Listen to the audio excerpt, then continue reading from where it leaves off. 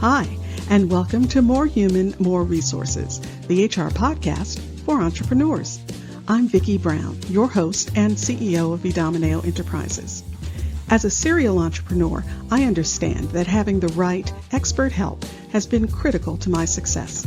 That's why I'm dedicated to telling you, in plain language, what's going on in the world of HR that might impact your business and what you need to do about it, with real actionable tips to help you master that list of must-dos and grow your leadership muscle.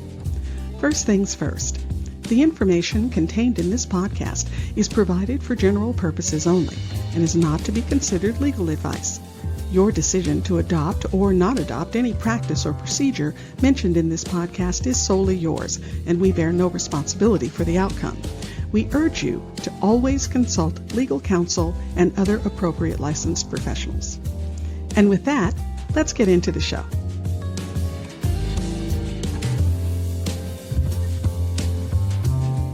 You're listening to Season 4, Episode 3. So, you've got a superstar on your team. Congratulations. What could be the worry, right? Michelle is smart, knows her area, can see and anticipate situations down the road. She's analytical, detail-minded, and has a work ethic that can't be beat. Managing someone like her will be a piece of cake, right? Well, of course, it's not quite that easy. First of all, managing anyone, superstar or not, takes effort, insight, and diligence. Just because she's a superstar, that doesn't mean you can slack on your management. In fact, it may really put you through your paces to make sure Michelle is engaged, challenged, and doing her best work. So in that spirit, here are a few tips you need to think about when you're lucky enough to have a superstar on your team. First up, treat everyone with the same respect, attention, and trust. Listen, I know it's only human nature to be drawn to Michelle. She doesn't complain. She fixes what's wrong in your world. She can identify the job that needs doing and get it done. Near perfectly, every time. Well, of course you like her. Of course you're drawn to her. Of course it's easy to want to give her perks and special opportunities. But you have to keep your leadership hat firmly on your head. You aren't just leading Michelle. There's a whole team of people looking to you for management, guidance, and leadership. And while they may not be the shining stars, they're probably pretty darn good. They bring value, and they deserve your attention. So when a plum assignment comes up, don't automatically think, okay, I'll give this to Michelle. Carefully consider who else might be a good fit. Who else could use that development opportunity? And because all this can happen so easily on a subconscious level, I'm an advocate for keeping track of what projects or assignments you give to whom. Write it down. You might be surprised. You may think you're doling things out fairly, but when you write it down, that list might tell a different story. Believe me, there's nothing like a list to help keep you honest. All right, the next one is related to the first. Don't burn out your superstar. When Michelle becomes your go-to, it's really easy for you to overload her. And being the high-octane performer that she is, she probably won't even think of raising her hand and saying, "My plate is getting full."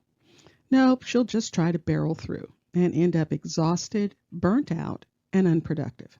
Again, the list will help you here, but you also have to keep your antenna high. Stay in touch, check in, keep on top of how Michelle is doing and her workload. A little bit of early prevention goes a long way to avoid a bad situation later. Now, this assignment thing can be really complex because you don't want to burn her out and you want to spread the love around the whole team. But at the same time, you want to keep Michelle engaged and challenged. So you have to give just enough, but not too much. Challenge her, but don't make her your constant go-to player. Recognize her value and contribution, but acknowledge the value of the other team members as well. See, it really takes some solid leadership muscle to do this all well. Okay, next is feedback. You've got to be consistent with feedback. Oh, I don't mean telling her how wonderful she is all the time. No, you have to give meaningful feedback. When things come up that need correcting, correct her, as you should with all team members. And on the flip side, yes, don't be shy to tell her what a great job she's doing, just not every minute of every day. Trust me, if you do that, you'll create a monster that will be difficult to control. Again, it's just human nature. One of the best things you can do is to put Michelle in situations where she's surrounded by people she can learn from. Think ahead. What career path really makes sense for her? By the way, a pro tip here. One of the huge traps that we leaders fall into is hoarding talent. Michelle is outstanding at her job, so I want her doing that job for me until the end of time. Sorry, it's just not going to happen. At some point, probably sooner than makes you comfortable, Michelle will be ready for the next thing.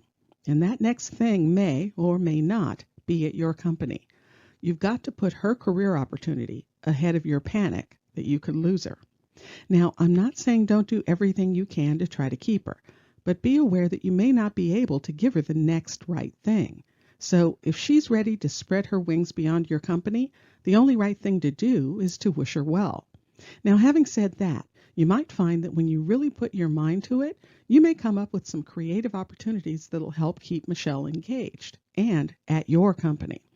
I actually have a couple of secret weapons that are almost foolproof. 1. Give your superstar autonomy. Don't micromanage her. Give her the space and tools to succeed. Stay connected and be attuned to what's going on and how she's doing, but don't smother or hover. And number 2, give your superstar an opportunity to teach others. Believe me, nothing is more challenging than teaching someone something. Now, keep in mind, you have to be careful with this.